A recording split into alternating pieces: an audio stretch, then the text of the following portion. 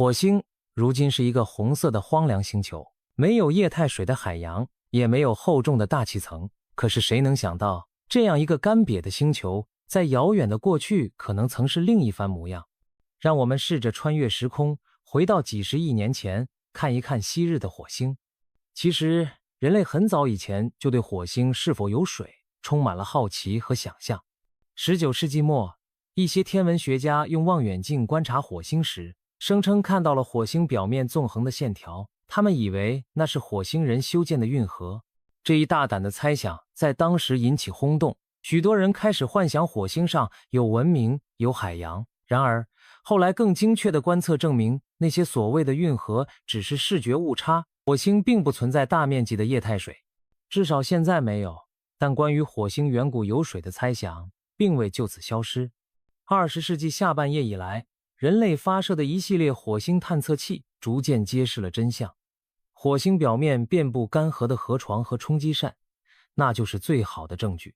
表明火星在遥远的过去确实有过奔流的河水和浩荡的洪流。那时候的火星或许并不像现在这样冷冰冰、赤裸裸的。科学家相信，很久以前，火星拥有河流、湖泊，甚至广阔的海洋。是的，你没有听错，火星曾经可能是一个水世界。想象一下，在火星的北半球，也许有一片覆盖了行星近1/3表面的汪洋大海，波涛拍打着古老的海岸线，天空下河流在流淌，雨水滋润着大地。火星的陨石坑里积满了湖水，蜿蜒的峡谷可能是远古河流留下的遗迹。这样的景象听起来像科幻小说，但越来越多的地质证据表明，这很可能是真实的历史画卷。彼时的火星，说不定天空中也漂浮着朵朵云彩，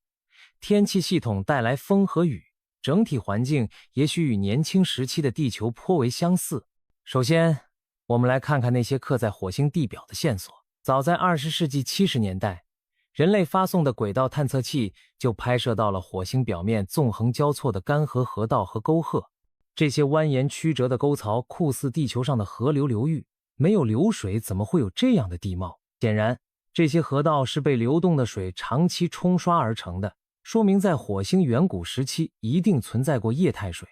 后来，勇气号、机遇号等火星车近距离考察火星地面，发现了许多与水有关的矿物和沉积构造。例如，机遇号火星车在2004年传回的数据就显示，它着陆的梅里迪亚尼平原上存在赤铁矿和硫酸盐沉积，这些矿物通常在地球上只有在水环境中才能形成。换句话说，火星上的这些岩石曾经长时间浸泡在水里。最近几年，正在火星上工作的好奇号和毅力号火星车也在古老河流三角洲和湖床沉积中找到了粘土矿物、沉积岩层等证据，进一步证明火星曾经湿润宜人，适合流水存在。除了这些河流湖泊的印记，更壮观的猜想是，火星北半球曾经有过一片大海。这个想法被称为火星海洋假说。火星南北半球的地形有显著差异，南半球高原地势高，布满陨石坑，而北半球则是一大片低洼平原，地势低且相对平坦。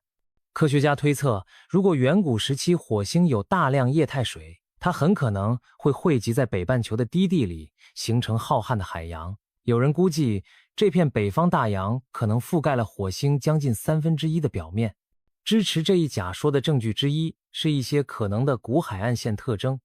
这些特征出现在南北半球交界的地带。探测器似乎发现了类似海岸线的地形走向，好像海水曾经长期侵蚀过陆地。最近，中国的祝融号火星车也在北半球的乌托邦平原地下探测到类似沙滩沉积的地层结构，为这片远古海洋的存在提供了新的证据。此外，火星大气和土壤的化学线索也暗示了大量水的存在。比如，火星大气中氢的同位素比率显示，氢相对大量流失，只剩下较重的氘含量偏高，这往往意味着行星曾经有过深厚的水库存，后来大量氢逃逸到了太空中。科学家估算，火星曾经拥有的水量极为可观，如果将所有水均匀铺满整个火星表面，可以形成至少50米深的一层水。有研究甚至认为，加上地下冰储藏，火星曾经的水层厚度可能达到500米左右，虽然比起地球要浅得多，要知道地球如果以同样方式计算，平均水深可达2-3千米，但对于火星这样的小星球来说，这已是极为惊人的水量。还有一个细节值得玩味，火星历史早期太阳比现在昏暗得多，大约弱了30%左右的光照。如果没有浓厚的温室大气，早期火星的气温本该远低于冰点，但正是由于那时火星拥有高压的二氧化碳等温室气体，大气像厚厚的毛毯一般笼罩着星球，才让水得以保持液态。这一点也反证了火星早期确实存在足够浓密的大气，否则在微弱阳光下不可能出现江河湖海。如此多的线索综合起来，勾勒出一个令人惊叹的场景：早期火星很可能湿润温暖，拥有江河湖海，甚至可能孕育过微生物生命的萌芽。火星当年的海洋与湖泊环境或许就如同地球生命起源时的育婴室，为生命提供了养分和摇篮。虽然我们尚未找到火星远古生命的直接证据，但至少从环境条件来看，那时候的火星具备了让生命登场的潜力。那么问题来了，如今我们看到的火星干燥寒冷，空气稀薄，哪里还有当年水世界的影子？如果火星曾经拥有海洋和浓厚的大气层，它们后来都去哪儿了？火星又是如何从一个可能青春洋溢的蓝色星球变成今天这副风烛残年的红色荒漠的呢？背后发生了什么惊天动地的变化？下面我们就像侦探一样翻开火星的案件卷宗，找出线索，一一解答这些疑问。首先可以肯定的是，火星失去了它的大部分水和大气，这就好比一个人曾经腰缠万贯，后来却变得身无分文。火星原本丰沛的水资源和空气都消失了，只剩下薄薄的一层残余。根据现在的探测数据，火星的大气压只有地球的不到1%。换句话说，如果你站在火星表面，感受到的空气压强还不及地球海平面空气的1%。这样的稀薄空气根本无法让液态水长期存在。水在火星表面一旦稍微升温，就会立刻沸腾或升华消失。火星表面的平均温度也远低于冰点，非常寒冷。这就是今天我们见到的火星。昔日奔流的河道如今干涸成沟壑，即使偶尔某些斜坡可能会渗出一点点含盐的湿润泥流，也转瞬即逝，无法形成稳定水体。整体而言，火星已是一个干渴冰冷的星球。那些曾经滋润火星的水，要么逃逸进了太空，要么躲进了地下深处，只能以冰的形式在两极和地下隐蔽的存在。火星为什么会丢掉它的大气层和水？这就要从火星的防护罩说起。原来，行星想要留住大气，需要有2样法宝：一是足够强的引力，二是有效的磁场保护。我们先来说磁场。地球上有一个强大的全球磁场，这要感谢地球液态铁质外核的运动，像发电机一样制造出磁场，把地球包裹在一个巨大的磁力圈里。这个磁场从地球内部伸展到外层空间，形成一个宽广的磁力气泡，将地球牢牢罩在其中，让太阳风只能绕道而行，不敢贸然闯入。磁场就像一个无形的保护罩，抵挡着来自太阳的高速带电粒子流，也就是太阳风的侵袭。太阳风可以理解为太阳向外喷发的高速粒子风暴，不停地冲击行星的大气层。如果一个星球毫无保护地裸露在太阳风之下，日积月累，大气就像被砂纸一点点打磨似的，会一层层被刮走。而地球的磁场让绝大部分太阳风粒子绕了过去，只有极少量沿着磁场线被引导到两极上空，与大气碰撞产生绚丽的极光。因此，在地球上，我们的空气、水乃至生命都受到这层磁场盾牌的庇护，不至于被太阳风肆虐。可是火星呢？可惜火星没能一直守住自己的磁场盾牌。科学家推测，在火星形成后的早期阶段，火星是曾经拥有过全球磁场的。那时候，火星内部可能有炽热的液态铁核在转动，产生磁场来保护大气不被太阳风直接吹袭，所以早期火星才能拥有较厚的大气，不至于很快被剥离。可惜好景不长，由于火星个头小，质量只有地球的1/10左右，直径大约是地球的1半，就像一个小炉子，烧得再旺也比不上大火炉冷却得快。火星内部的高温岩浆海洋降温速度比地球更快，行星内部的热量供应一旦不足，维持磁场的发电机就会停工。科学家估计，大约在30多亿年前，火星的内部逐渐冷却凝固，导致全球磁场越来越弱，最终几乎完全消失殆尽。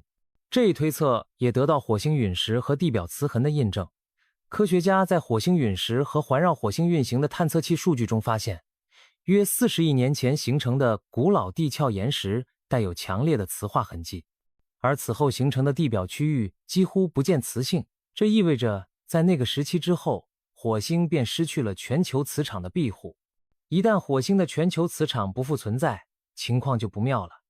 这相当于战场上失去了护盾，整颗星球赤裸裸地暴露在太阳风暴的炮火之下。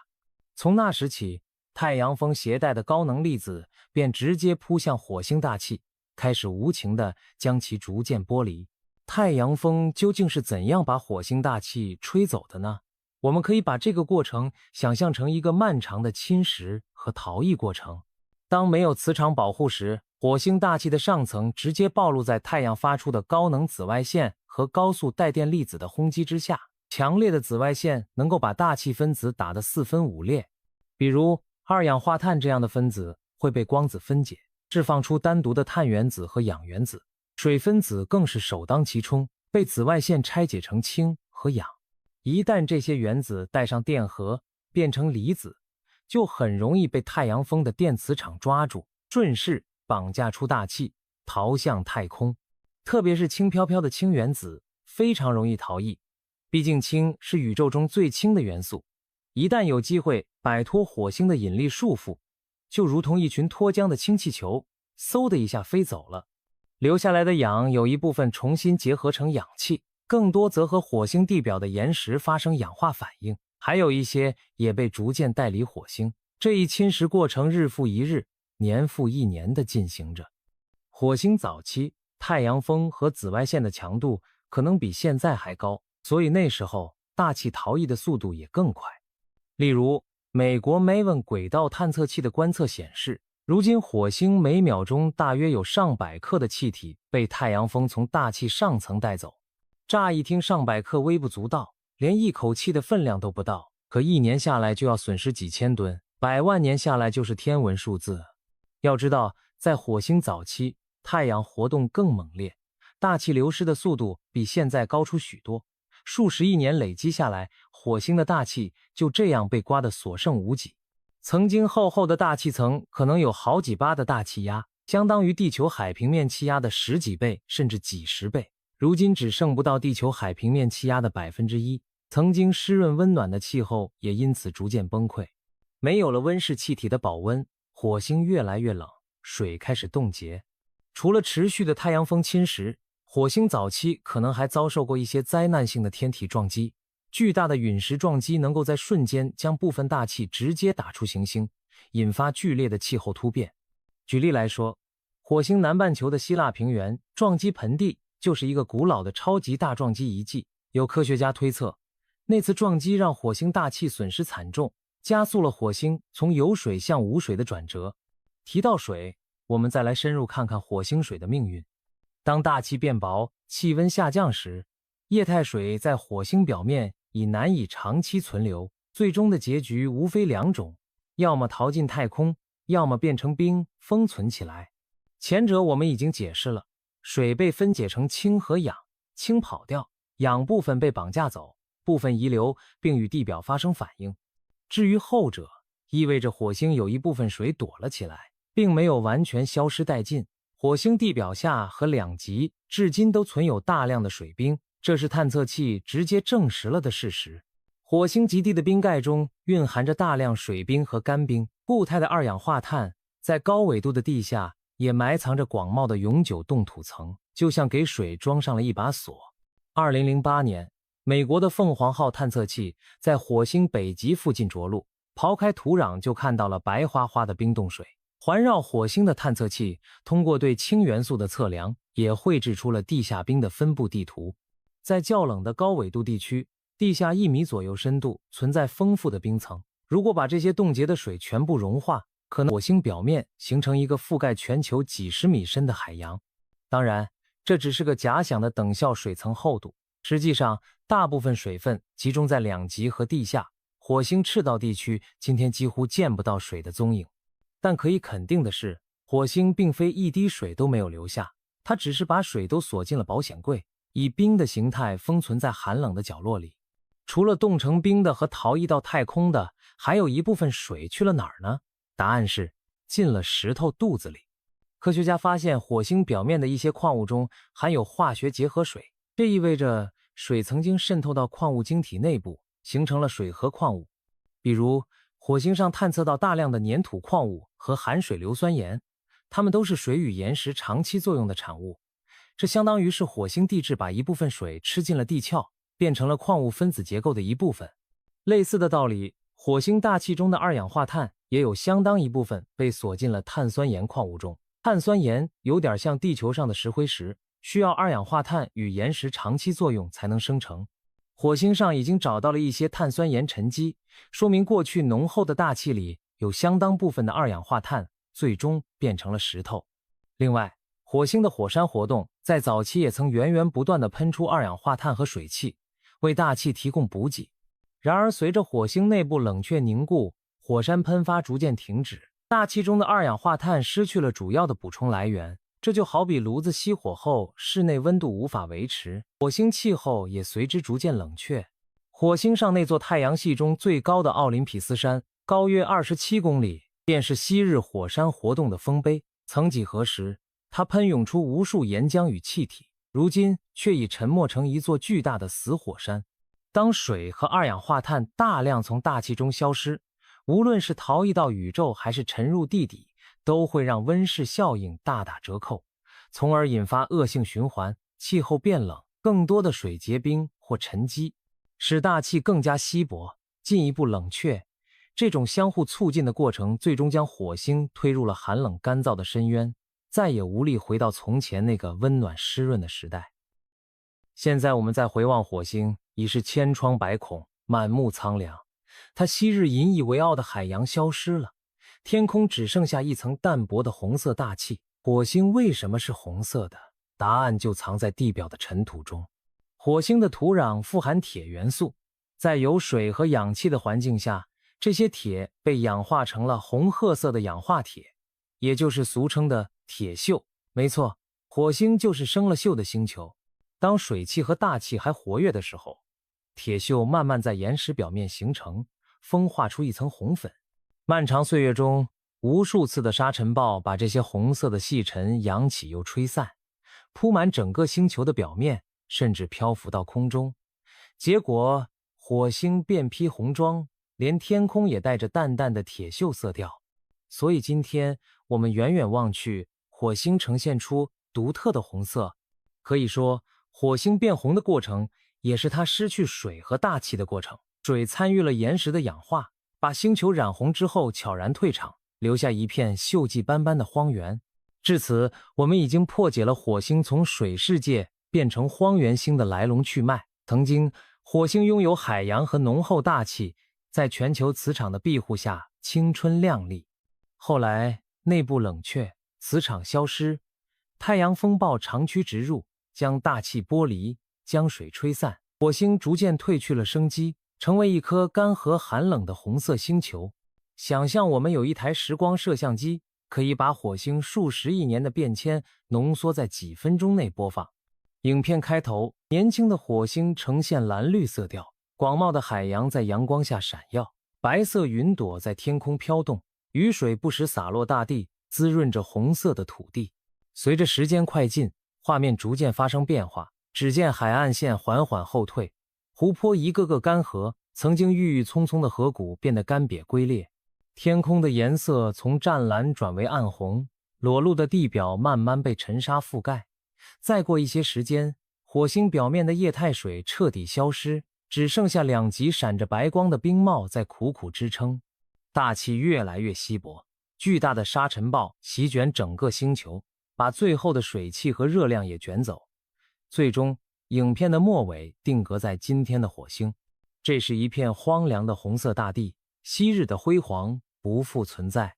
这不禁让人扼腕叹息，假如火星当初大一些，磁场坚挺一些，是不是今天就会是另一个宜居世界，甚至可能和地球一样孕育生命，郁郁葱葱呢？可惜历史没有如果，火星的命运就此改写，成为了一个发人深省的案例。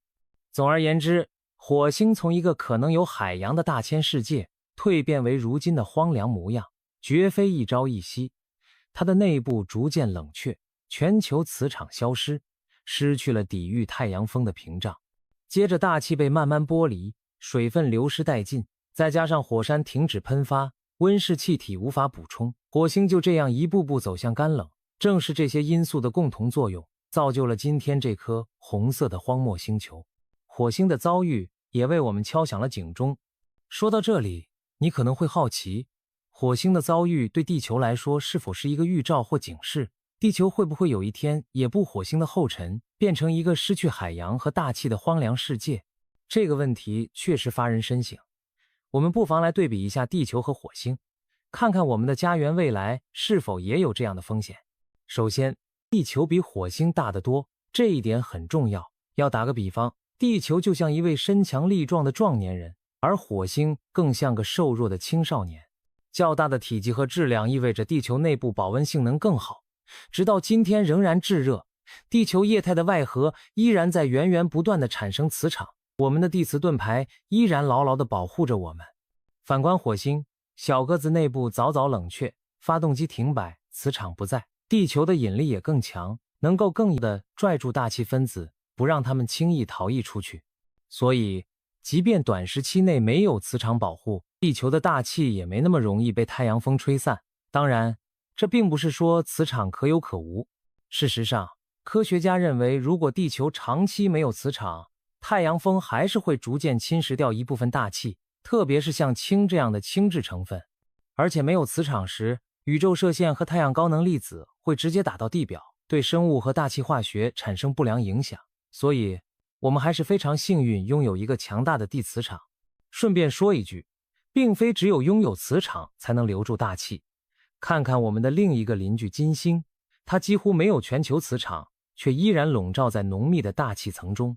但那是一层由二氧化碳和浓硫酸云组成的毒气大气，表面压力高达地球的90多倍，把金星变成了一个酷热高压的炼狱。金星没有像火星那样大气散逸殆尽，主要得益于它和地球相当的体量和引力，以及起初就拥有极其厚重的大气基础。即便太阳风长期侵蚀，金星仍然剩下足够多的大气。不过，失去磁场的金星也付出了惨痛代价。它在强烈的太阳辐射下丢掉了所有的水，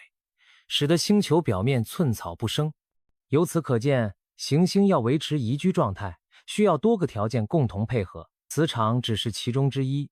地球的磁场并非一成不变，科学研究表明，地球的磁场每隔几十万年到上百万年就会来一次极地倒转，也就是磁北极和磁南极互换位置。在这样的地磁倒转过程中，地球磁场的强度会有所减弱，磁极位置可能会漂移，甚至出现多个怪极。有人担心，在磁场最弱的时候，会不会出现类似火星的情况，让太阳风趁虚而入，大量吹走大气。好在根据地质记录和科学模拟，地磁倒转虽然会暂时削弱磁场，但并不会让磁场完全消失。地球依然有部分磁场维持着，对太阳风的防护作用还在。而且地磁逆转是相对短暂的，可能持续几千年。在这段时间里，太阳风对大气的影响有限，并不足以造成像火星那样的大规模大气流失。更何况，地球大气层的厚度和密度远超火星，即使稍微漏掉一点点，我们也不会察觉。迄今为止，科学家没有发现地质历史上地磁倒转曾直接导致生物灭绝或气候灾难的证据。这说明地球磁场的波动对生命和环境的影响相对温和，我们无需过度惊慌。不过，从更长远的尺度来看，地球也不会永葆青春，行星内部的热量总有耗尽的一天。几十亿年后，地球的外核可能也会逐渐冷却凝固，那时候地球的全球磁场可能真的会衰减甚至消失。如果我们的后代在遥远的未来仍生活在地球上，它们可能会面对磁场衰竭带来的严峻挑战。大气会慢慢被太阳风剥蚀，宇宙射线直接打在地表，迫使人类搬入地下或建造人工磁场来保护自己。例如在太空部署巨大的电磁发生器，为地球撑起一把磁力保护伞。当然，这都是非常遥远、非常科幻的场景了。根据估计，地球核心的热量至少还能维持磁场运转数十亿年，而在那之前，更现实的巨变可能来自我们的太阳。太阳不会一直像现在这样温和，随着恒星的演化，太阳每过10亿年左右就会变得更加明亮炽热一些。大约再过10亿年，太阳的光度将大幅提升，足以让地球发生失控的温室效应。届时，海洋将被完全蒸发殆尽，地球会变成另一个炽热干燥的世界，有点类似现在的金星。到了那一步，人类担心的就不是磁场问题，而是高温本身了。在火星、地球、金星这3颗邻居中，地球可谓是恰到好处的金发姑娘。地球之所以美丽富饶，除了自身条件优越，例如质量大、有磁场等，也因为我们正好处在太阳系的宜居带，距离太阳既不太近也不太远，温度适宜，使水保持液态。相比之下，金星距离太阳太近，被烤成了炼狱；火星距离太阳稍远，又失去了关键的内部动力，逐渐冰封。可以说，地球有点万事俱备，才能长久地维持海洋和大气的存在。在火星早期，它也一度满足了一部分宜居条件，比如说有水、有大气，温度尚可，但后劲不足，未能长久维持下去。这告诉我们，在寻找系外宜居行星或者规划人类未来时，需要考虑很多因素，不仅行星与恒星的距离要合适，行星本身个头也要够大，内部要给力，能撑起磁场和大气，这样宜居环境才能持久不衰。当然，听了火星的故事，我们也许会感到庆幸，因为至少在可预见的未来，地球不会像火星那样因为磁场消失而大气逃逸殆尽。我们的星球依然生机勃勃，我们有蓝色的海洋可以扬帆，有清新的空气可以自由呼吸。火星则成了我们身边一个生动而带点忧伤的例子。当年的水乡泽国变成了今日的荒漠尘球，让人不由得更加珍惜眼前的蓝色地球。或许未来某天，人类会尝试改造火星，重塑它的磁场，注入新的大气和水，让这颗红色星球再度变绿、变蓝，实现科幻中的愿景。例如，有科学家设想在火星和太阳之间安置一个强大的磁场发生器，为火星撑起一面人造磁盾，阻挡无情的太阳风。同时，人为制造温室效应，让火星升温到可以融化极地冰盖，释放二氧化碳，从而增加大气的厚度。这一系列听上去近乎天方夜谭的工程，也许在未来并非不可能实现。但在那之前，火星的过去与现在已经提醒我们，行星环境需要精心呵护，一旦失去了保护伞和物质循环，再美丽的家园也可能面目全非。最后，让我们再回到最初的幻想。在遥远的40亿年前，火星的一处海岸线上，也许浪花正轻轻拍打着岩石，晨曦映照在寂静的海面上。谁又能料到，那温柔的海浪终将退去，留下干涸的河床和无尽的黄沙。火星的变迁史如同一本引人深思的科幻小说，而我们有幸通过科学探索读到了其中的章节。这段故事有宇宙的沧海桑田，也引发了我们对地球未来的思考。火星的昨天不会轻易降临地球的明天，但它的故事永远是地球文明的一面镜子，提醒着我们居安思危，勇于探索，同时也提醒我们要善待自己的星球，珍惜宝贵的宜居环境。虽然地球不会像火星那样因为磁场消失陷入荒凉，但我们正面临其他形式的环境挑战。只有以科学理性的态度和长远的眼光来保护环境，应对变化，我们才能确保地球的未来不会重蹈火星的覆辙。